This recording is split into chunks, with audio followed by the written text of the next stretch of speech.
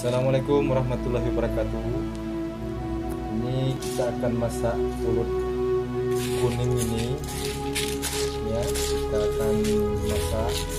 Ini pertama kita udah cuci berasnya ya, udah kita cuci, udah kita campur dengan kunyit ya.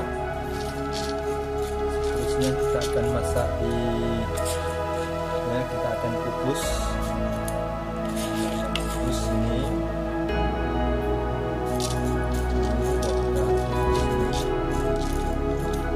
Dan proses pengukusan biasanya beras atau pulut kuning ini digunakan untuk acara-acara tertentu ya, acara-acara kenduri atau acara-acara sejuk-sejuk ya, keluarga maupun acara-acara hari-hari besar lainnya. Biasanya menggunakan pulut kuning ini ya teman-teman.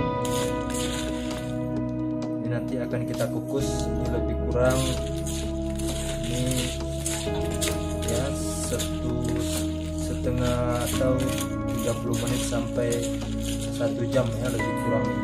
Akan kita tunggu hasil jika sudah masak ya teman-teman. Nah, ini hasilnya teman-teman ya.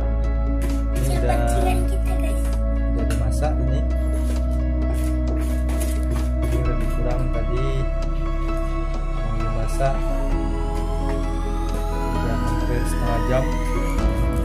Udah matang ini, sekali angkat.